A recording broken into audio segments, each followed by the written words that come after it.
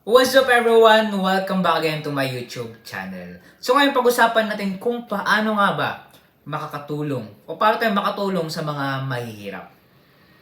Bago tayo magsimula sa topic na to, kung bago ka lang sa aking YouTube channel, please subscribe, click notification bell para update po kayo sa mga vlog po natin. At the same time, bagong matapos, ito yung prayer natin, bago matapos itong taon na to, ay ma-reach natin yung 100k subscriber. Alam ko, mahirap to. Alam ko, napaka-insubli to. Pero, sabi nga sa Luke 1:37, for with God, nothing shall be impossible. So, let's go! Paano nga ba tayo makatulong sa mga mahihirap? Unang-una na may advice ko sa inyo, kailangan yumaman tayo. Yes! Paano nga ba tayo yumaman? As my observation, lahat ng mga mayayaman ay may mga business. Kahit anong business yan, basta may mga business. Kaya kung ikaw, gusto mo makatulong sa mga mahihirap, sa mga bata, gusto mo silang mabigyan, okay, ng gusto mong ibigay, kailangan mo munang magnegosyo. Alam natin na mahirap magnegosyo. Kasi parehas lang din yan sa mga leaders. May mga negosyo yan, ang negosyo nila tao. Pero business pa rin. Okay? Kaya, ikaw, kung hindi ka pa nagninegosyo, magnegosyo ka na. Okay? Mahirap to. Pero kung nahihirapan ka, wala ka pang knowledge, panoorin mo yung mga vlog natin. Okay?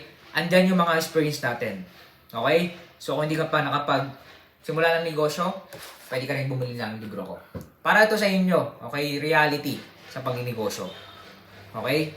Sa libro na ito, malalaman nyo kung paano nga ba tayo magsimula, ano yung mga dapat nating malaman sa mga may problema sa negosyo.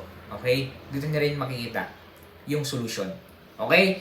So kung gusto nyo bumili, nasa comment section, nakapin po doon yung Facebook page link po natin.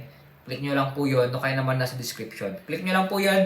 Kung gusto nyo pong bumili, message nyo lang po at saka pag-usapan po natin kung paano natin i-deliver ito ng mabilis. Okay? Huwag nyo palang kalimutan na i-like and follow yung ating Facebook page kasi bago lang po yan. Dahil para lang po yan sa mga gustong bumili ng libro. Okay? So, itong libro na to, medyo mahal nga. Medyo mahal nga lang. Okay? Pero, dito nyo malalaman kung bakit mahal itong libro na to. Okay? So, limited stock lang to. Okay? Kaya, kung gusto nyo bumili, kung gusto nyo makakuha agad, order na kayo agad. Kasi, konti lang ito, okay? Hindi agad-agad mapiprint, okay? Yung available stock lang natin, yun lang yung possible na ma-deliver natin agad. Kaya, message na kayo sa aking Facebook page. Yun lang naman, okay?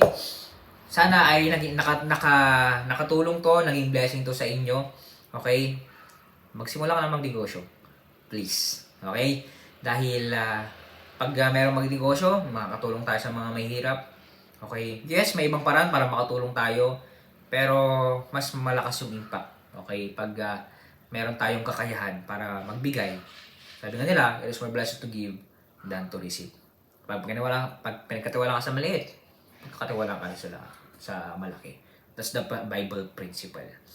Alright, so ito muna tayo and see you in my next vlog. Pexet yung mga vlog natin, kaya abangan nyo po. See you on my next vlog. Okay? Bye-bye po muna.